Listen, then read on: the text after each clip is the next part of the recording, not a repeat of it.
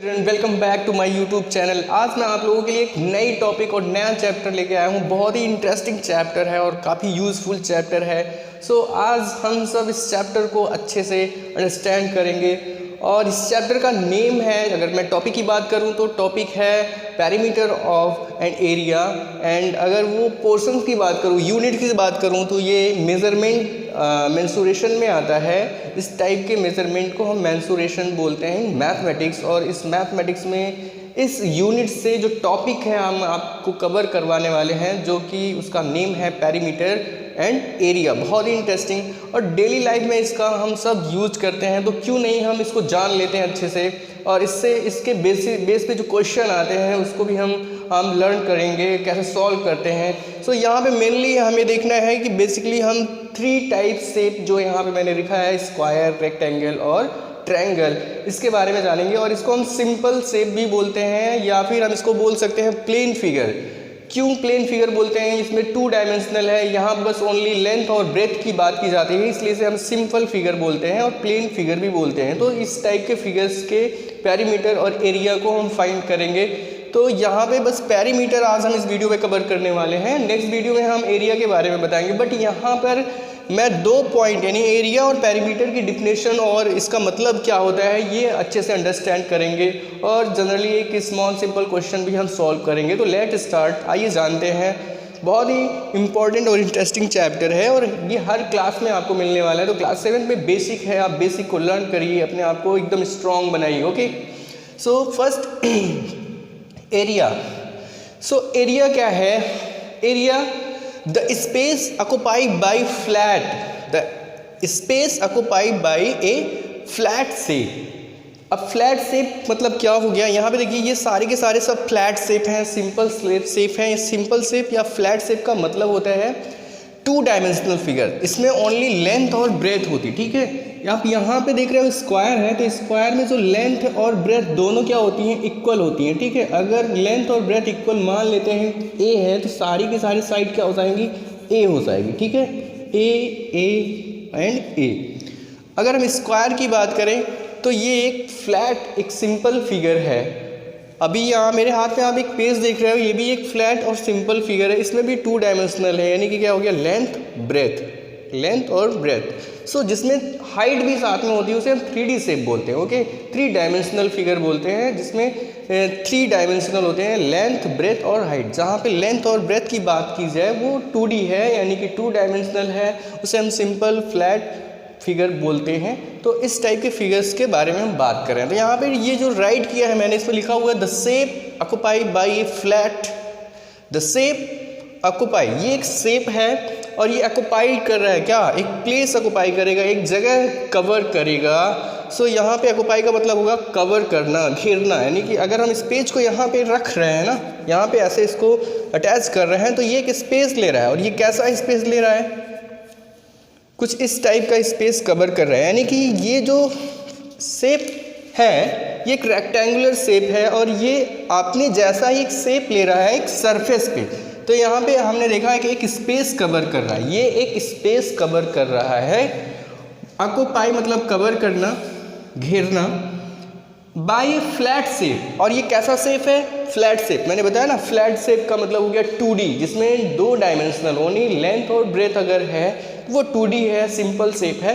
तो यहाँ पे देखिए ये पेज मैंने लिया आपको समझाने के लिए। ये एक सिंपल फिगर है, एक शेप है, ये फ्लैट है ना, और ये स्पेस कवर कर रहा है। ऑक्युपाई, स्पेस ऑक्युपाई बाय ये फ्लैट शेप। फ्लैट शेप के द्वारा एक स्पेस कवर किया जा रहा है जो इस शेप का एरिया होगा। तो मैं इसको डार्क कर देता हूँ, इसे मैं इसे सेट कर देता हूँ। तो आप देखिए जो मेरे हाथ में एक फ्लैट शेप था ना, वो एक स्पेस कवर किया, तो ये इसका एक एरिया हो गया, ठीक है। इसका एरिया हो गया, इस फ्लैट शेप का एरिया हो गया। सिंपल सी मैं बात करूं तो मेरे पास एक डस्टर है, ठीक।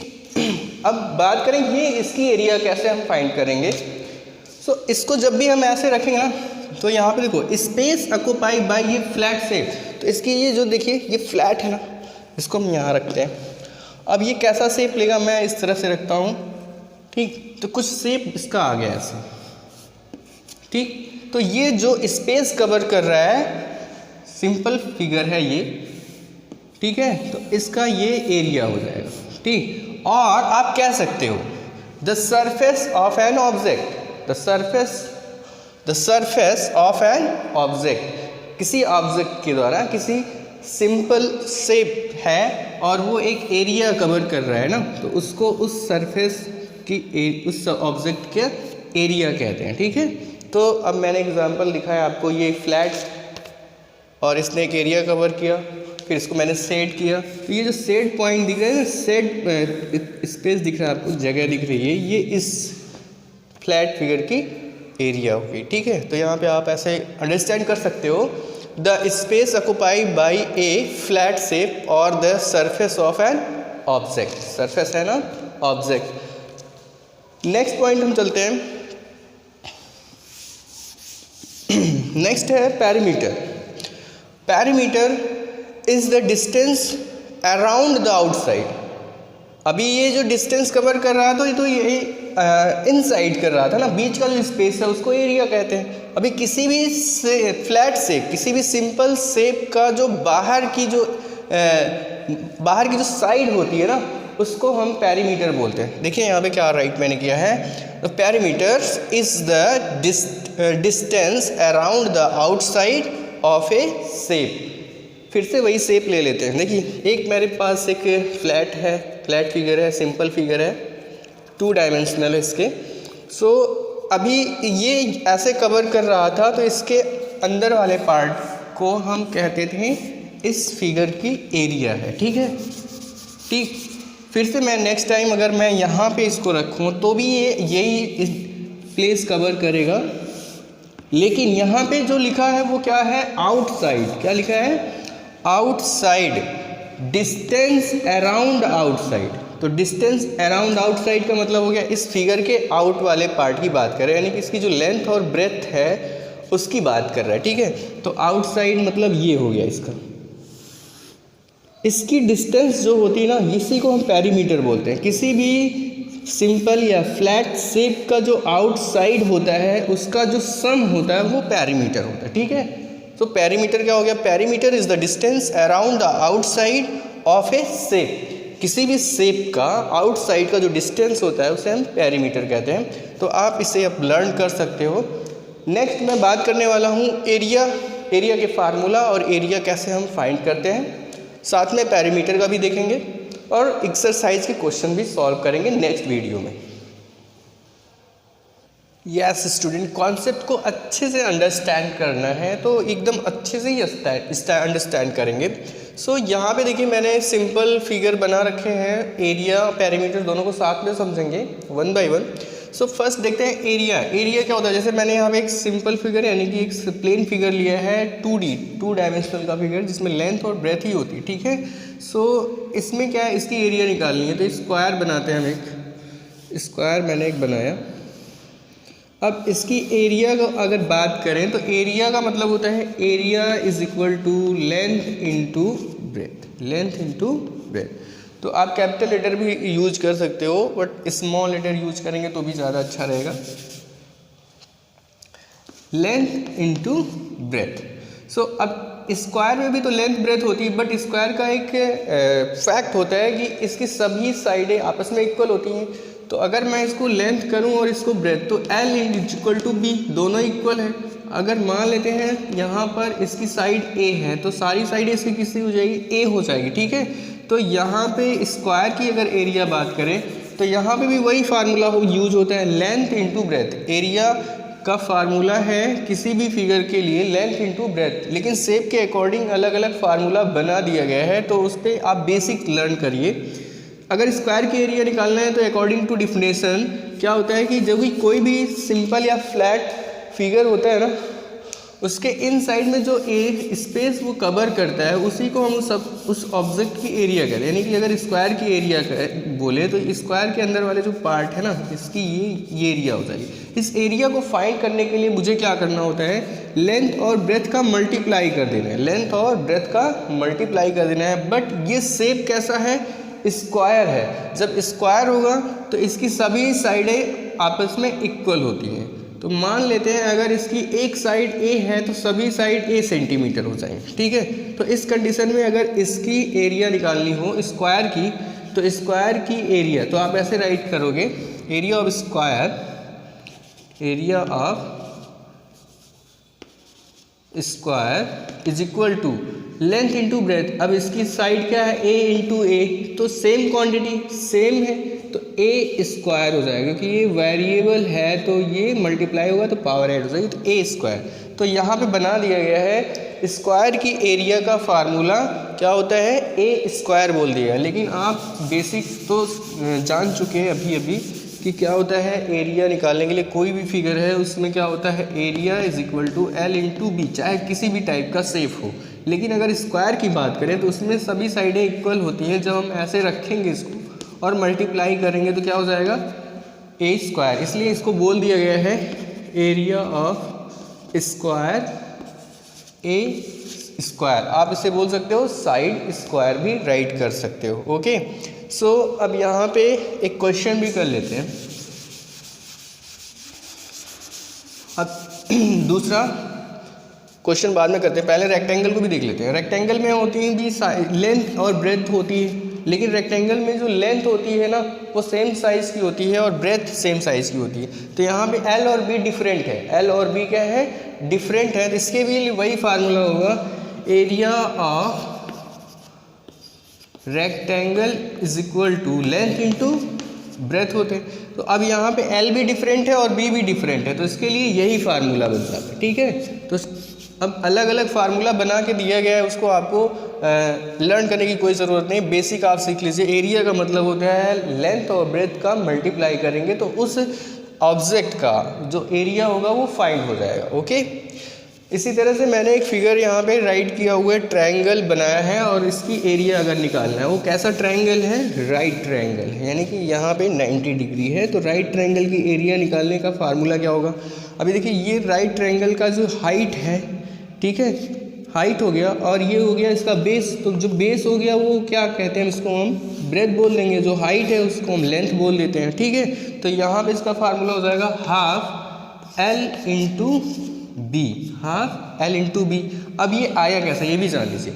एक रेक्टेंगल है, इसके अपोजिट साइडें पैरेलल और इक्वल होती है, ठीक है, अपोजिट साइड पैरेलल और इक्वल हो जाती हैं।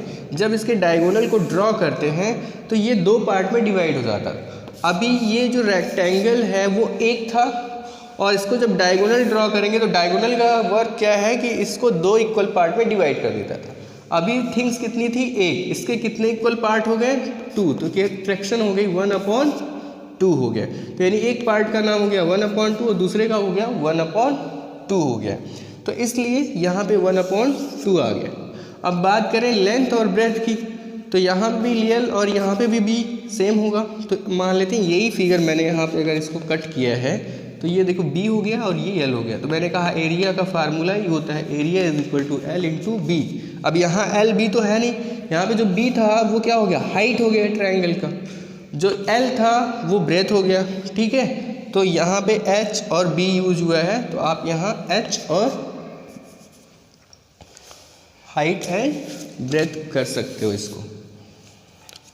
1/2 हाइट इंटू बेस, यहाँ पे ब्रेथ नहीं बोलेंगे बेस बोल देंगे, ठीक। तो ये इसका फार्मूला हो गया। लेकिन अभी आपको ये अंडरस्टैंड नहीं करना है, बस दो सिंपल फिगर आपको लर्न करने, रेक्टेंगल और स्क्वायर, ठीक है। तो रेक्टेंगल और स्क्वायर को देखते हैं।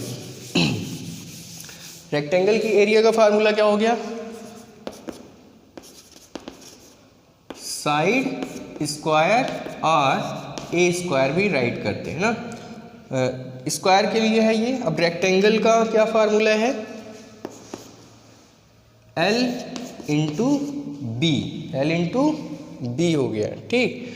सो पैरीमीटर की बात करते हैं। सब लोग अलग अलग फार्मूला लर्न करके रखते हैं, उसको कोई ज़रूरत नहीं है, आप बेसिक सीखिए, फार्मूले की कोई ज़रूरत नहीं है। अब पैरीमीटर देखते हैं तो इसके अकॉर्डिंग टू डिफिनेशन क्या कर रहा था कि किसी भी जो सिंपल शेप है उसके आउटसाइड की जो डिस्टेंस होती है उसी को हम पैरीमीटर कहते हैं। अगर मैं स्क्वायर की पैरीमीटर की बात करूं तो स्क्वायर आपका ये रहा स्क्वायर। अब इसके आउटसाइड कितनी साइडें हैं, 4 हैं, तो अब एक स्क्वायर की सभी साइडें इक्वल होती हैं, मान लेते हैं सभी साइडें इसकी ए हो गई, एक साइड ए होगी तो सब ए की हो जाएगी, ए डिस्टेंस की, ए सेंटीमीटर की है तो ए सेंटीमीटर हो जाएगा। अब इसके पेरीमीटर की बात करें तो सभी साइडों को ऐड कर दीजिए, A B C and D. तो यहाँ हम क्या करेंगे, A B plus B C plus D C plus A D. तो अब इन सभी साइडों का जो डिस्टेंस वो पता है, ए प्लस ए प्लस ए प्लस ए, कितनी बार ए है 4 टाइम और सेम वेरिएबल है तो ऐड हो जाएंगे तो कितना हो जाएगा 4a। तो अभी एक स्क्वायर का जो पेरीमीटर है उसका फार्मूला क्या बना के रखे हैं, 4 इंटू साइड, क्या बोलते हैं इसको हम, 4 इंटू साइड। तो फार्मूले की कोई ज़रूरत नहीं, आप डायरेक्टली इनकी साइड को ऐड कर दोगे तब भी पेरीमीटर निकल जाएगा स्क्वायर का। तो मैं यहाँ पे फार्मूला राइट कर देता हूँ, अगर लर्न करना है तो फार्मूला ही लर्न करो, नहीं तो मैंने तो बेसिक आपको बता दिया। Perimeter of square 4 into side आप राइट करो या 4a, ए का मतलब साइड, अगर मैंने साइड ए मानी है तो ये होगा, ये पेरीमीटर निकालने का फार्मूला होगा स्क्वायर का। और फार्मूला आपको फॉरगेट नहीं है तो आप क्या करिए, अगर स्क्वायर में कोई फिगर है तो उसकी सभी साइडों, ऑल साइड को आप ऐड कर दीजिए आपस में, A B C and D, अभी भी मैंने बताया इन सभी साइड को ऐड कर दीजिए। सबकी साइड अगर ए है तो कितना हो जाएगा, 4a हो जाएगा। अगर 5 है तो 4 टाइम 5 को ऐड कर दीजिए या फिर 4 टाइम 5 का मल्टीप्लाई कर दीजिए, तो 5 4 जा 20 डायरेक्टली हो जाएगा, इसलिए फार्मूले से फास्ट हो जाता है, आप कैलकुलेशन जल्दी हो जाता है। नेक्स्ट देखते हैं रेक्टेंगल का, ठीक है। रेक्टेंगल की पेरीमीटर निकालने के लिए क्या होगा, इसकी डिफरेंट साइडें होती हैं ना, एल बी दोनों डिफरेंट होता है। सो यहाँ पे आप लिखेंगे पेरीमीटर ऑफ द रेक्टेंगल। तो सबसे पहले एक रेक्टेंगल बनाइए, इसके भी 4 साइडें हैं, आउट साइडों को ऐड कर देना होता है, वही उसका पेरीमीटर हो जाएगा। तो ए बी सी डी, यहाँ पे भी वही करना है जो अभी अभी स्क्वायर में किए थे। तो जब यहाँ पे करेंगे ना, इसकी एक साइड मान लेते हैं एल है, दूसरी क्या है बी, तो ये भी एल हो जाएगी, ये भी बी हो जाएगी, सबको ऐड करिए, L plus B plus B, A B B C D C और डी ए को ऐड किया तो ऐसे हो जाएगा। अब यहाँ पे क्या हो जाएगा, एल एल सेम है तो 2l, बी भी सेम है तो 2b हो जाएगा। अब 2 को कॉमन ले लीजिए, l प्लस बी बचेगा, ठीक है। तो ये हो गया फार्मूला किसका, रेक्टेंगल का हो गया। अब फार्मूला नहीं आपको फॉरगेट हो गया है, भूल गया है, तो आप क्या करिए, सबको एक तरफ से ऐड कर लीजिए, सब भी पेरीमीटर आप निकाल सकते हो रेक्टेंगल का। तो यहाँ पे आप फार्मूला राइट कर सकते हो, perimeter of the rectangle 2l plus 2b और 2 ब्रैकेट में l प्लस b, किसका फार्मूला हो गया, रेक्टेंगल के पेरीमीटर को फाइंड करने का। ओके, सो इस वीडियो में इतना ही लर्न करेंगे। नेक्स्ट वीडियो में हम क्वेश्चन भी देखेंगे और सॉल्यूशन उसको देखेंगे और बहुत सारी प्रैक्टिस भी करेंगे। Thank you.